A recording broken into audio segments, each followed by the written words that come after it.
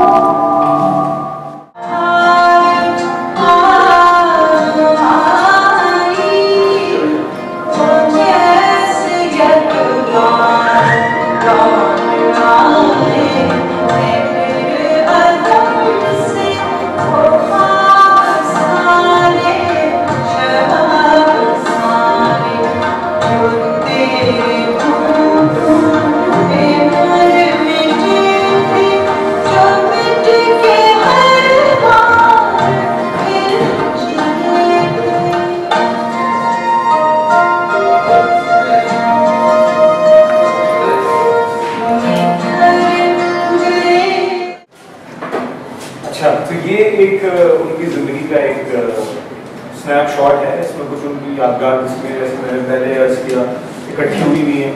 اور زندگی کے مختلف مراحل پہ، اور بہت ہی مختصر ہے کیونکہ اس میں ان کی جرنلزم کا کوئی تذکرہ نہیں ہے، اس میں ان کی براڈ کاسٹنگ کا کوئی تذکرہ نہیں ہے، اس میں ان کی ٹیچنگ کا کوئی تذکرہ نہیں ہے. اگر چونکہ یہاں بہت سارے لوگ مشیر انور صاحب یہاں تشریف رکھتے ہیں، مطلب یہ بہت کریکٹ کریں گے wherever I am wrong، لیکن یہ کہ فیض صاحب کی جو زندگی ہے وہ بڑی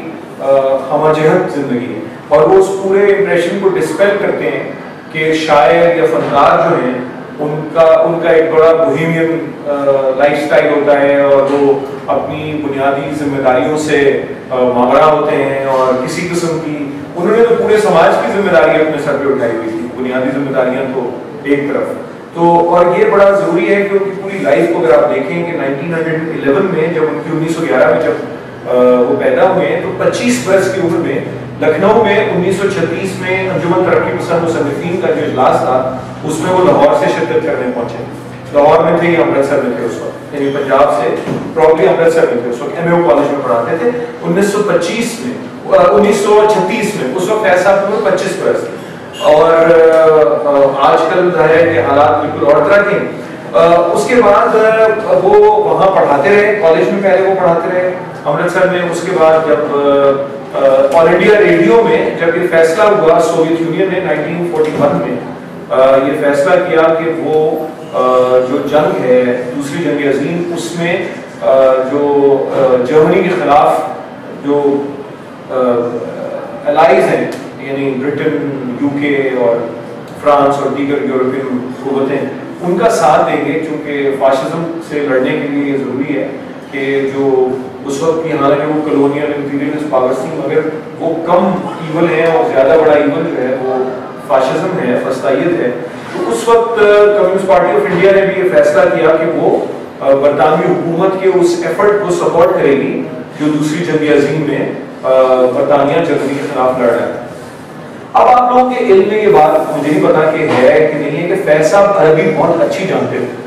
یہ مجھے نہیں، میری ان سے زندگی میں ایک ہی ملاقات ہوئی ہے اور ظاہر ہے کہ میں اس وقت بہت چھوٹا تھا جب ان کی ڈیتھ ہو گئی، لیکن اور یہ میں نے کسی سے نہیں سنا کہ وہ عربی بولتے بھی تھے فلوئنٹلی کہ نہیں بولتے تھے، مگر وہ عربی انہوں نے ماسٹر جو انہوں نے پہلا کیا تھا وہ عربی میں کیا اور عربی وہ بہت اچھی جانتے تھے. تو ان کا لوٹس کے وہ انگلش ورژن کے ایڈیٹر تھے لیکن ان کا عربی جاننا بہت ہیلپ فل تھا. اچھا اسی لیے آپ کو یہ جو آخری وقت میں ان کی نظمیں ہیں جو بہت ہی مشہور ان کی نظمیں جو ترانہ بن گئی ہے، جو پاکستان کا نیا ترانہ اصل میں بن گئی ہے، اور ذرا چونکہ آسان زبان میں بھی ہے، ہمارا اوریجنل ترانہ تو سوائے ایک اور ایک ہی کے باقی سب فارسی میں،